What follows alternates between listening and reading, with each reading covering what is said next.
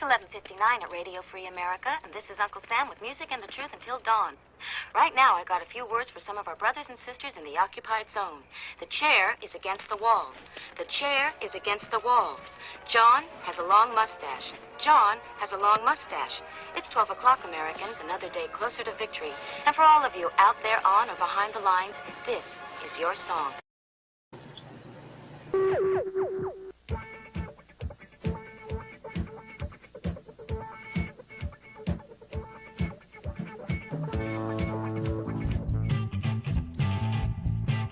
Wednesday, Firearms in Film and Entertainment. Every Wednesday, we take a look into the future and back again at movies, books, magazines, games, and even podcasts, videos, and memes. There's a tactical quiz, and we'll take a look at Instagram posts that feature the hashtag Daily Gun Show.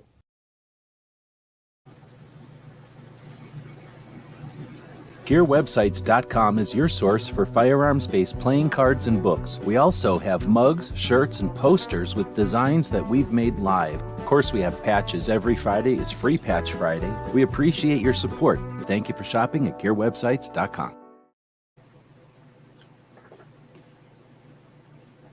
All right, welcome everybody to our Daily Gun Show. We come to you live every weeknight at midnight Eastern, and we talk about guns for an hour.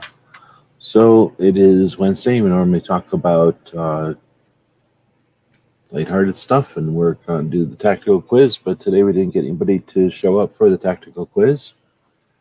So we've got Barbecue potentially signing up for it, but we actually did. So I guess we're putting the quiz on hold for next week, even though this was the 10th quiz, and we had a pretty interesting go at it this week.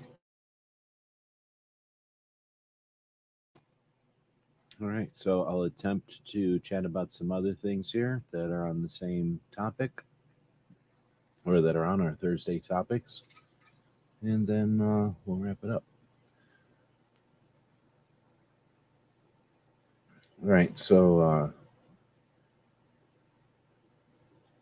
Wednesdays we talk about movies, books, magazines, games, and podcasts. So movies, I just watched that Top Gun movie. It's pretty good. It's better than you'd think. At least not better than I thought it was going to be. It's a little dumb, but it's not bad. Then what are the movies we got going on? Obi-Wan Kenobi's out right now. No real guns on that one. Books.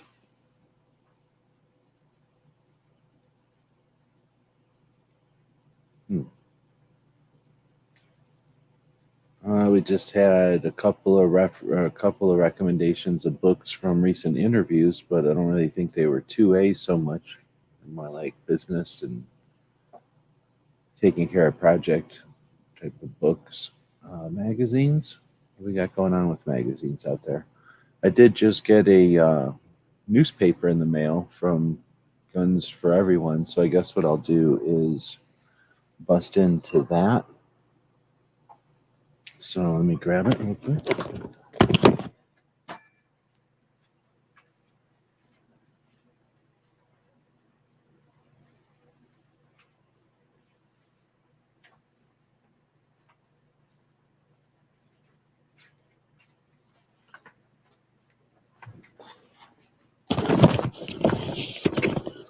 So Guns for Everyone is an organization out of Colorado, and they do free firearms, free CCW classes, more than just firearms classes.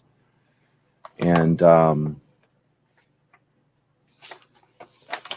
they started doing this other thing.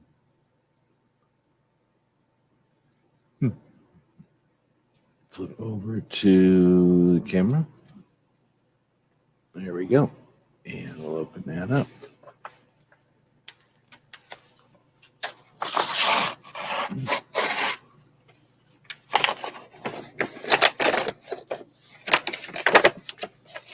So I got some patches from them.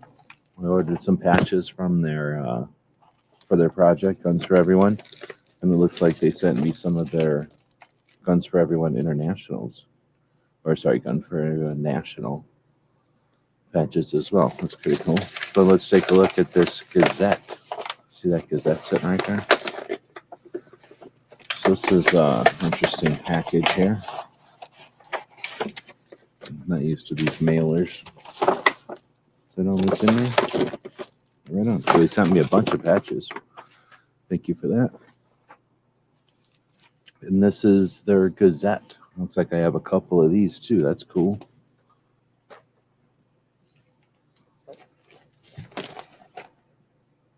Building a healthier 2A in Colorado.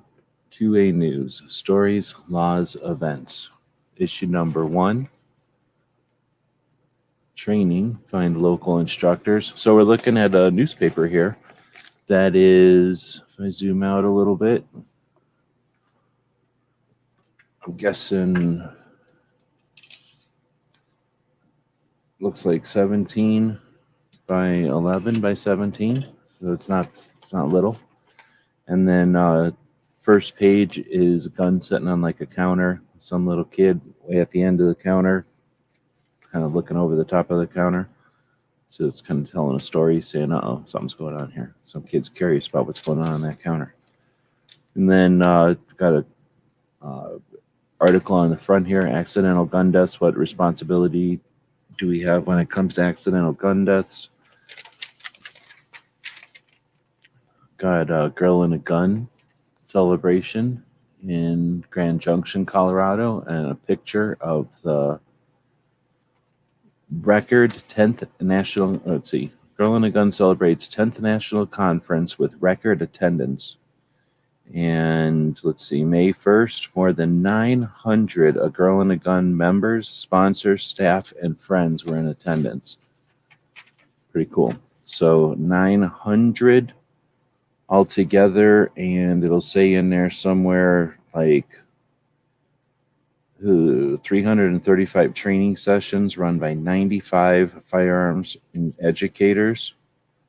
So somewhere in there it'll tell us like that it was like 600 ladies or something like that.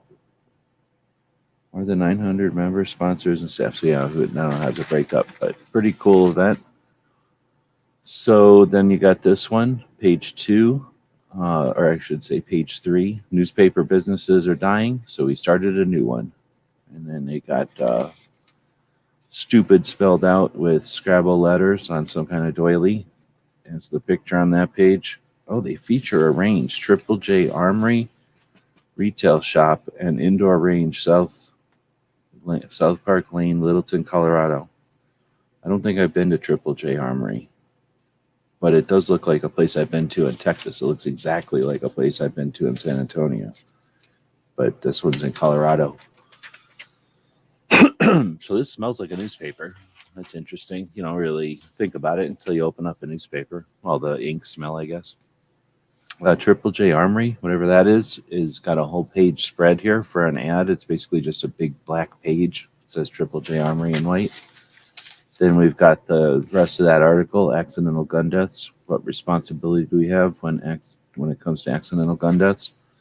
And we've got a picture of a kid reaching for that gun, a little different kid reaching for a gun on a table. Let's see, then it's got a place here to advertise your business, another page that's sort of dedicated to the seeking out new advertisers. Big chunk of page 7 is FPC. All the rights all the time, just a big simple advertising with their logo, pretty good. Then the article on page 7 is Armas de Fuego entre la Comunidad Latina. I don't know what all that means. So I'm guessing, what's Fuego? Armas para todos, arms for everyone, I imagine. So I don't know what Fuego is.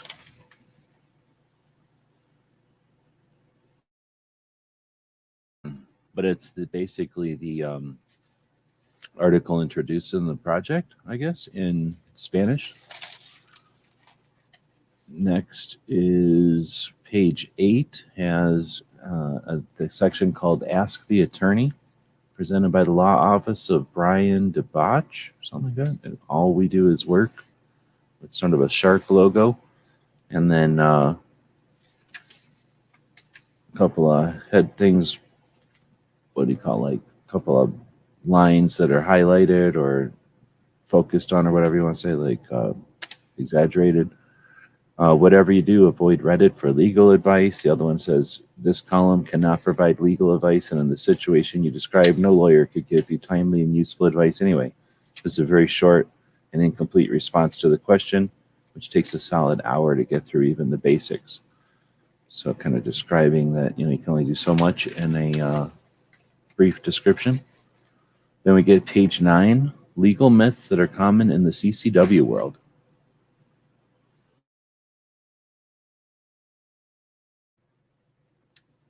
Let's see.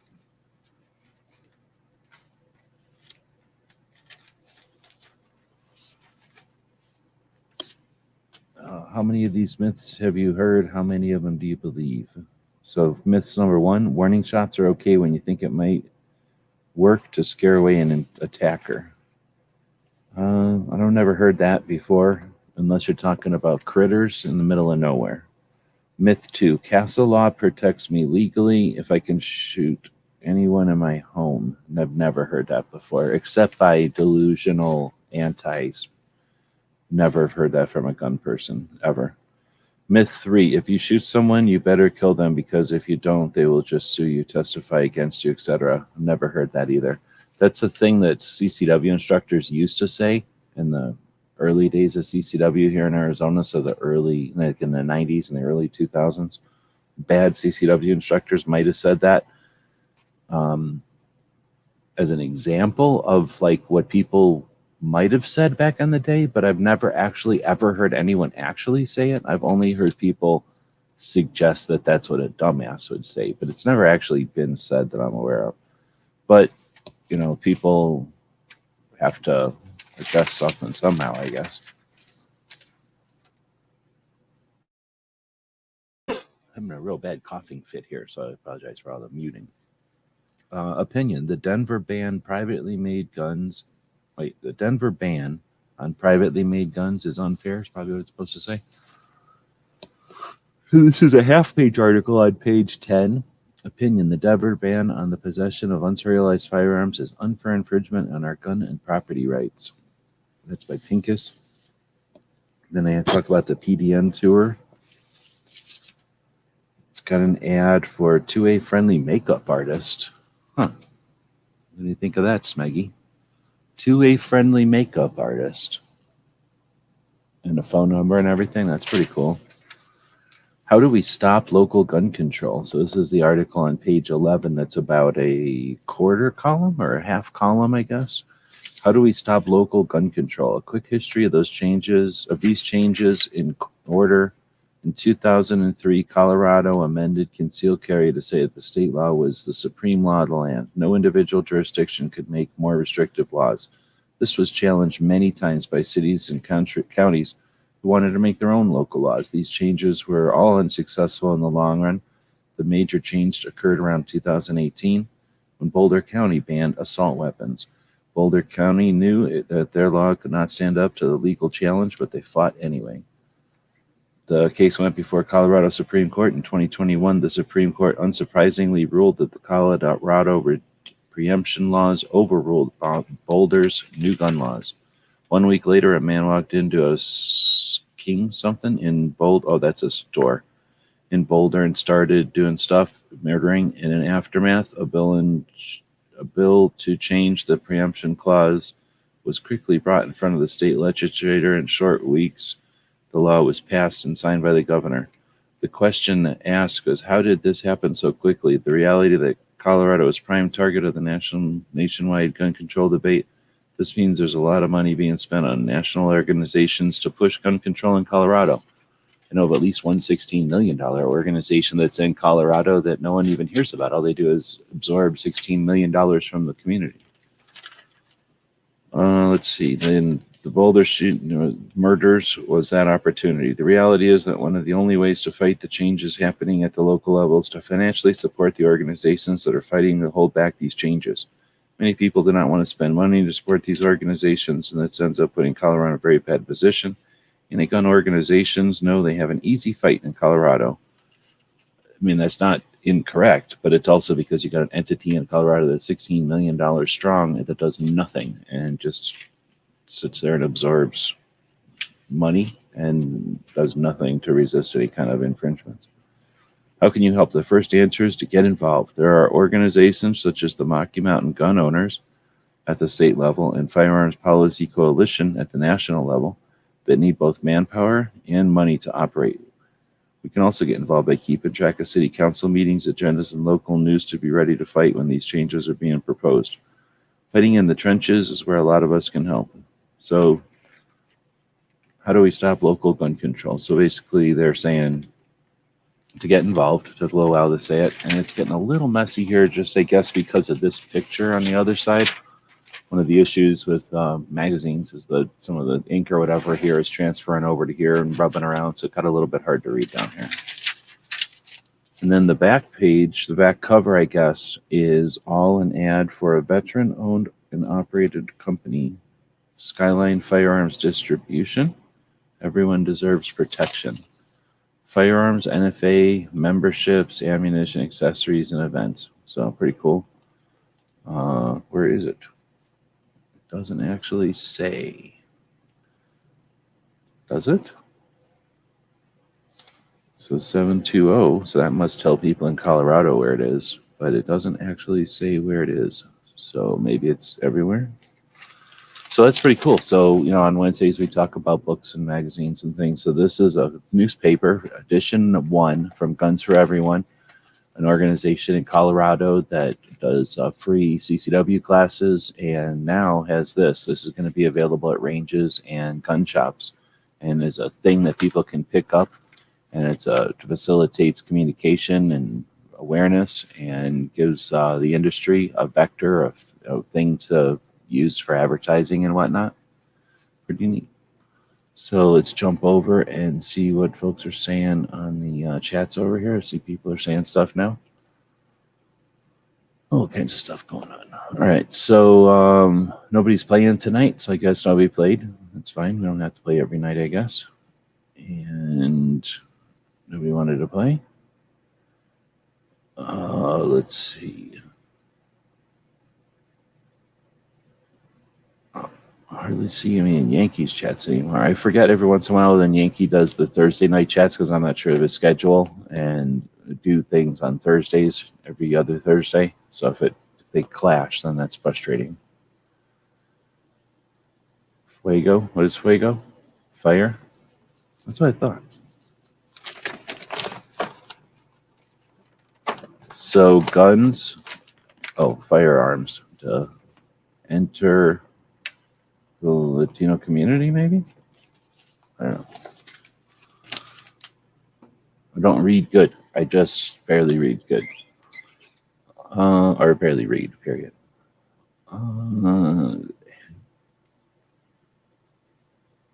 Clicked on watch later. All right. Warning shot is for when you find someone poaching on your property. Interesting.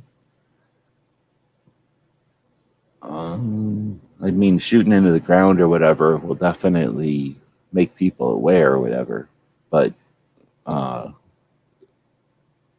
like I guess a warning shot, I think of that as just like shooting up in the air, shooting down into the ground. Whereas a grazing shot, I think, is what I was thinking of. You wouldn't want to do that ever. Except maybe if it was a critter in the middle of nowhere. You just feel like eating it. What does purple mean? What does purple mean? I don't know. What did I mean? I don't know what we're talking about with purple. I would like to know if it's... Wait. Would like to know if it is possible to commission a privately made gun design to be made. I'm not sure what you mean, but if you're talking about from our gear website store, for sure. Team Supers is a store. It's like a grocery store. I've been to one. Rocky Mountain Gun Owners.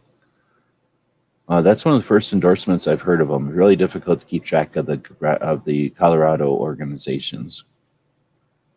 Purple in Missouri is to mark properties as private and not public land. What did I miss with purple? Did I say something about purple? I don't even remember saying it. 720 is Longmont. Is that a town? So I guess we know what that is. Living in the Ozarks, there's a lot of public land to hunt. You just got to keep out for places marked private property. Oh, okay.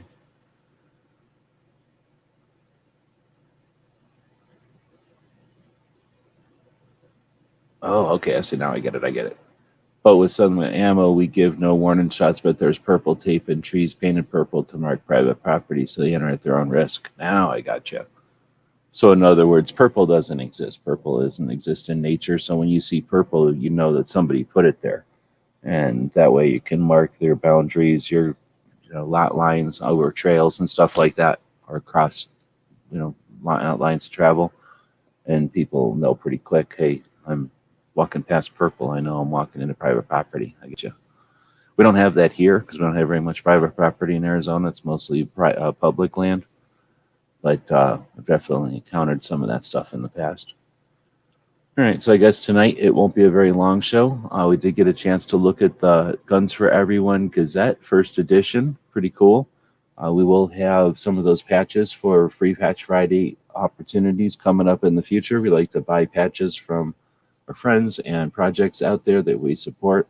And in this case, it looks like we got a little extra in return, which is always cool. Helps us do what we're doing, gets the word out about them. Plus, it's just a cool patch. The wrestler or whatever with the yellow. You don't get very many yellow patches for one. And having the cartoon wrestler thing with the AK, pretty awesome patches. So while they're available, grab some more of them from them, supporting a good cause. And an opportunity to get this newspaper, which I think is a super cool idea. Having a piece of paper, what should I say, a physical thing that can be picked up at the gun shop or whatever. Very cool. All right, well, thanks again to Gunpowder Beauty and to Gunmetal Guy and to DJ for participating in the chat tonight. Wesley, I guess we'll wrap it up here. So normally we would invite people in to have a tactical quiz. Nobody really showed up tonight for that, but that means we can put the project that we had for tonight in the cold storage, and maybe sometime in the future somebody will jump in and we'll be able to play the game.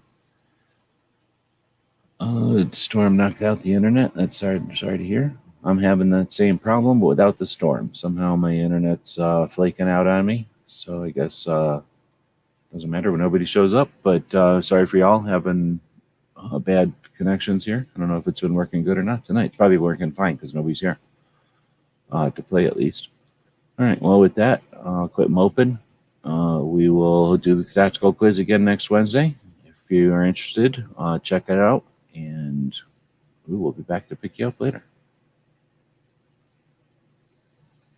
GearWebsites.com is your source for firearms-based playing cards and books. We also have mugs, shirts, and posters with designs that we've made live. Of course, we have patches. Every Friday is Free Patch Friday. We appreciate your support. Thank you for shopping at GearWebsites.com. Tonight's episode, Triangle of Terror. So let us know what you think. We'll be watching the comments wherever you find the video, over on gunstreamer.com or on guntube.org. Thank you for supporting our projects. If you'd like to buy us a cup of coffee, check out our Patreon channel. The guys and gals of gunwebsites.com encourages you to take a CCW class every year, practice at least once a month, and carry every day. Thank you for watching gunwebsites.com.